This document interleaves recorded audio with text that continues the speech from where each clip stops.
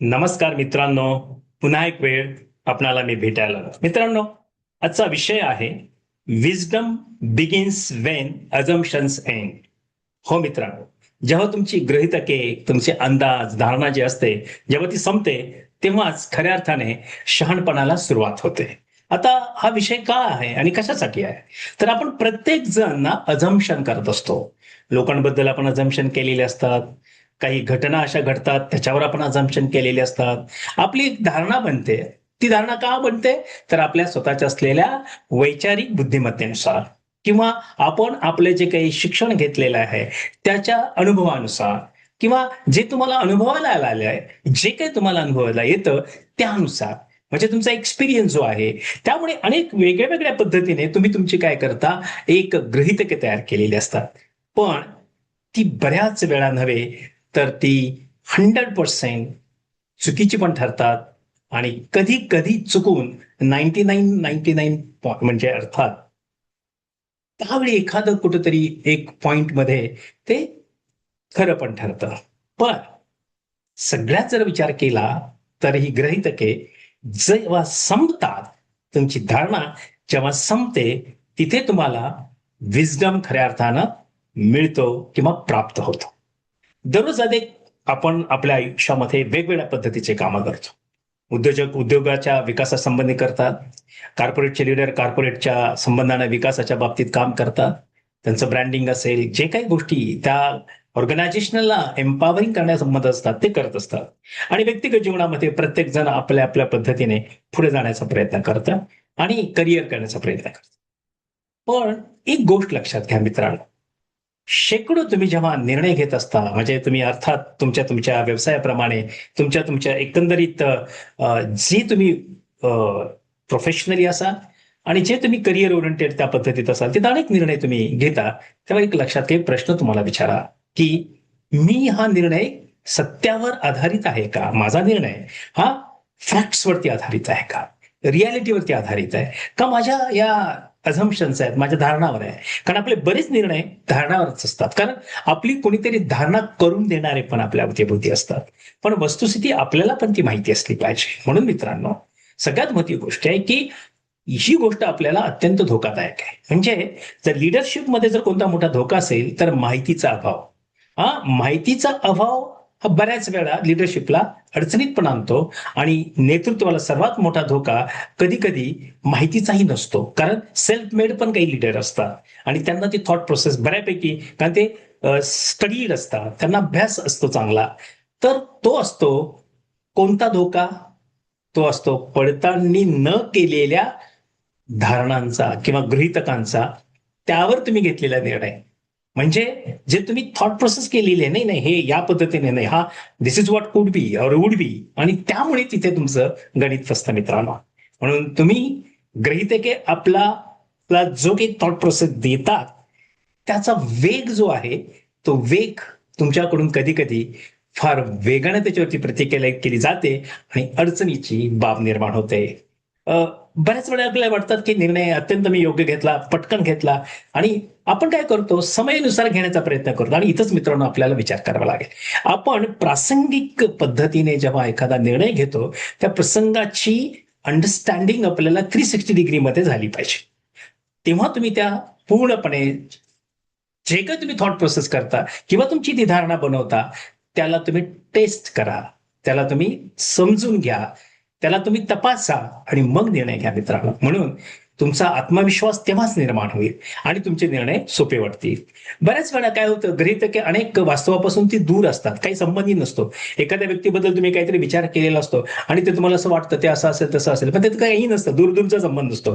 काही लोकांना काही वेगळंच वाटत असतं, ते काही कोणाबद्दलही बोलत असतात. हे त्यांच्या लक्षात येत नाही की या व्यक्तीबद्दल आपण बोलतो, आपल्याला माहिती आहे काय व्यक्तीबद्दल, त्याचं एकंदरीत असलेलं नॉलेज असेल, त्याचं एकंदरीत असलेलं क्वालिफिकेशन असेल, त्याचं एकंदरीत करण्याचे काम करण्याची पद्धत असेल, त्याचं एकंदरीत नेटवर्क असेल, त्याचं एकंदरीत जे काही त्याचं आयुष्य त्यांनी आतापर्यंत वेचलंय त्याबद्दल आपल्याला काही माहित नसतं मित्रांनो. आणि आपण अगदी डोळे झाकपणे आपण त्या व्यक्तीबद्दल बोलत असतो. आणि ही सगळ्यात महत्वाची चूक आहे आपल्या आयुष्यामध्ये. आपण जेव्हा एखाद्याबद्दल थॉट प्रोसेस करतो, मग ती थॉट प्रोसेस आपल्या व्यक्तिगत जीवनामध्ये लागू होते, आपल्या कार्यालयीन कामामध्ये लागू होते, आपल्या व्यवसायामध्ये लागू होते मित्रांनो. म्हणून तुमची अझम्पशन्स किंवा तुमची गृहीतके हे वास्तवापासून दूर असतात. मग कधी तेव्हा तुम्हाला अनुभव येतो, ती व्यक्ती जेव्हा भेटते तर म्हणतो, अरे हे तर वेगळंच आहे, अरे असं तर नाहीच आहे. आणि मी तर मिसअंडरस्टँडिंग होतं. म्हणून मित्रांनो, आपले निर्णय वास्तवावर बऱ्याच वेळा लोकांना काय होतं माहितीये का, ते त्यांच्या पद्धतीने विचार करत असतात, की फायदा काय माझा, किंवा मी कसं या पद्धतीने माझा विकास करून घेऊ शकतो, आणि एखाद्या व्यक्तीचा मी कसा फायदा घेऊ शकतो. तर त्याला वाटतं की नाही, तर त्याची कंपॅरिझन कोणाशी तरी अशी केली जाते, की अरे हा, अरे बरोबर आहे, हे यांच्यासारखंच. तसं नसतं मित्रांनो. प्रत्येक जण वेगळा आहे, प्रत्येक जण मौल्यवान आहे, आणि तो त्या पद्धतीने काम करतो. अर्थात एक्सपिरियन्स जो आहे हा प्रत्येकाचा वेगळा आहे. म्हणजे नवीन कॉलेजमधून आलेला एखादा विद्यार्थी, त्याचा अनुभव हा त्या पद्धतीने लर्निंग प्रोसेस मधला असतो. पण ज्याचा अनुभव अनेक वर्षाचा आहे, त्याला तो परिपक्वतेकडे गेलेला असतो.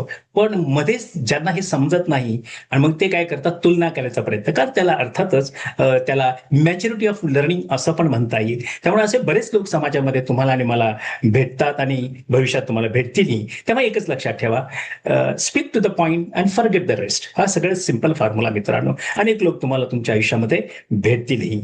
पण काही लोक अत्यंत चांगले असतात, की जे व्हॅल्युएशन करतात, थॉट प्रोसेस करतात, आणि रिस्पेक्टफुली त्या लोकांना, त्या संबंधितांना नेहमी टॅकल करत असतात. आणि तेच खरे यशस्वी उद्योजक असतात मित्रांनो, किंवा यशस्वी व्यक्तिमत्व ते बनत असतं. अनेक कंपन्या बाजारपेठेमध्ये आपले स्वतःचं पद पण गमावतात. कित्येक तरी अशा कंपन्या आहेत की ते स्वतःची कमिटमेंट जी दिलेली असते ती कमिटमेंट पाळतच नाही, आणि त्याचा इम्पॅक्ट त्यांच्या कंपनीवरती मोठ्या प्रमाणात होत असते मित्र.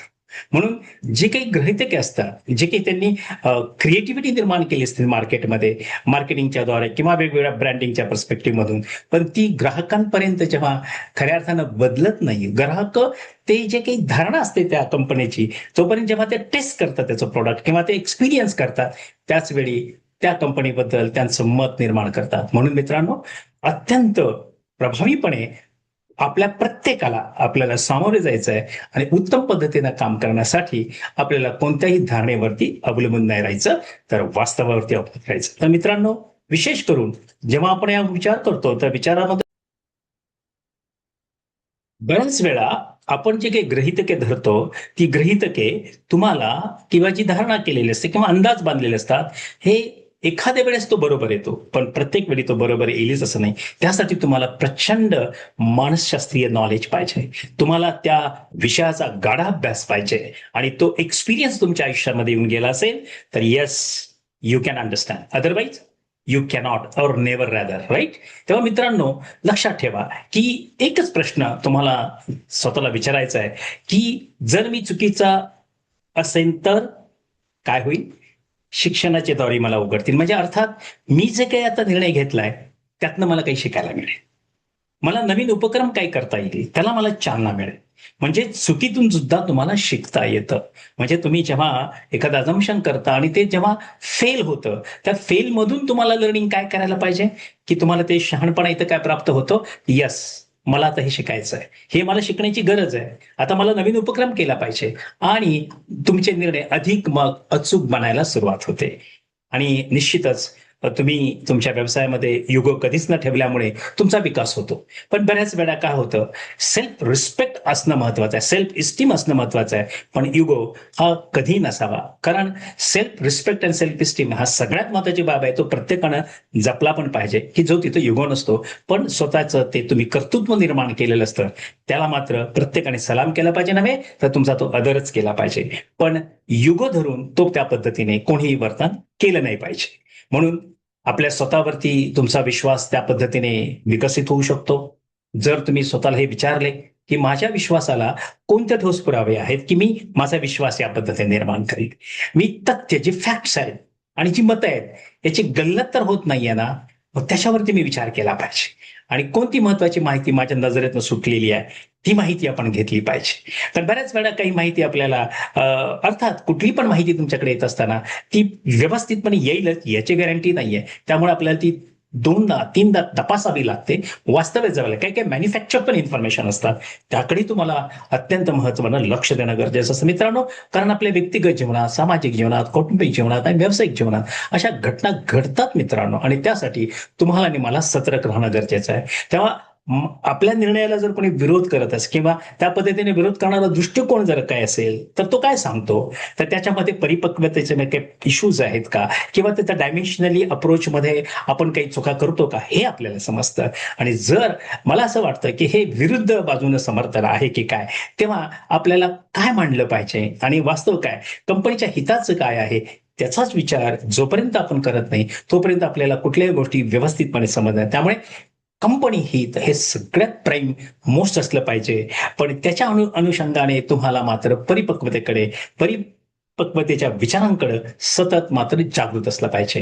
तेव्हा मित्रांनो, तुमची निर्णय क्षमता आणि परिपक्वता तेव्हाच निर्माण होईल जेव्हा तुम्ही खऱ्या अर्थानं स्वतःमध्ये बदल कराल, बाजारपेठ समजून घ्याल आणि तुम्ही अलाईन असाल त्या हॅपनिंग्स बरोबर. घटना ज्या घडतायत बाजारातल्या, नॅशनल असतील, बाकीच्या कुठल्याही बाजारपेठा असतील, तिथे तुम्हाला खऱ्या अर्थानं उभं राहायचं मित्रांनो.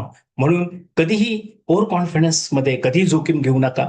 कारण वास्तव बघा आणि त्याच पद्धतीने तुमचं पाऊल टाका. आणि पाऊल डेफिनेटली रिस्क प्रत्येक उद्योजक घेत असतो. ती रिस्क घेऊनच तुम्हाला पुढे जायचं आहे. पण तुमच्या बरोबर क्युरिओसिटी पण ठेवा आणि क्युरिओसिटी बरोबर वास्तवाशी आणि त्या पद्धतीने भक्कम डॉक्युमेंटेशन, भक्कम सर्टिफिकेशन आणि भक्कम तुमची टीम तुमच्या बरोबर असल्यानंतर काहीही तुम्हाला अडचणीचं येणार नाही, तुमचा उद्योग कोणताही असला तरी. म्हणून बदल अधिक वेगाने तुम्ही स्वीकारू शकता. त्याच्यानंतर तुम्ही नवीन नवीन गोष्टी आणू शकता आणि महागड्या चुका तुमच्याकडे होणारच नाही. विश्वास आणि पारदर्शकता ही संस्कृती तुम्ही निर्माण कराल आणि मित्रांनो, दीर्घकालीन स्पर्धात्मक आघाडी तुम्हाला अवश्य मिळेल. म्हणून मित्रांनो, आयुष्यामध्ये तुमचा विश्वास तुमच्या निर्णयांना दिशा देऊ शकतो आणि तो आतापर्यंत तुमच्या आयुष्यामध्ये देत आलेला आहे आणि पुढेही देईल. आणि ज्यांना कोणाला देता नाही आला तर त्यांनी त्याचा विकास करा मित्रांनो. आणि कधी आपल्या म्हणजे प्रश्नांच्या पलीकडे पाहायला तुम्ही शिका. आणि जेव्हा तुम्ही त्या क्षणी तुमच्याकडे जे काही धारणा केले किंवा गृहीतक असतात किंवा अझम्पशन केले असतं, त्यावरती तुम्ही विचार करून थांबा. त्यावरती विचार करा हे किती खरं आहे, आणि मग तुमची वैयक्तिक आणि व्यावसायिक वाढ त्या पद्धतीने तुम्ही करू शकाल. नाहीतर तिथे अडचणी निर्माण होतील. म्हणजे अर्थातच विजडम म्हणजे स्वतःला बरोबर सिद्ध करणे नव्हे, तर सत्याच्या सातत्याने शोध घेणे होय. म्हणून मित्रांनो, तुम्हाला जर असं वाटतं की माझ्या नेतृत्वामध्ये काही बदल व्हावेत, मी उत्तम पद्धतीने माझा व्यवसाय चालवावा आणि मी एक उत्तम पद्धतीने एक व्यक्ती या समाजामध्ये निर्माण व्हावं, तर निश्चितच आमच्याशी संपर्क साधा. आमचा कॉन्टॅक्ट नंबर आहे 7768981355, 7768981355. माझं मेंटॉरेज चॅनल आहे, तुम्ही मला विश्वास आहे की ते तुम्ही सबस्क्राईब केलेलं असेल. नसेल तर करा, लाईक अवश्य करा. नाही केलं तरी मी तुम्हाला काही म्हणणार नाही का नाही केलं, कारण शेवटी तुमचा विषय आवडीचा काय आहे त्याच्यावरती ते आहे. आणि मला विश्वास आहे की जेव्हा तुम्ही स्ट्रीमिंग करता, तुम्हाला यातलं काय पाहिजे त्याची कॉमेंट्स तुम्ही अवश्य द्या. आणि तुम्ही लाईक केलं काय नाही केलं तरी, पण मला विश्वास आहे माझा विचार तुमच्या विकासासाठी आहे. तर धन्यवाद मित्रांनो, माझा व्हिडिओ पाहतात. पण मला विश्वास आहे की लाईक करणारे पण या व्हिडिओजला भरपूर लोक आहेत आणि निश्चित भविष्यात पण येतील. धन्यवाद आणि धन्यवाद मित्रांनो. Thank you very much.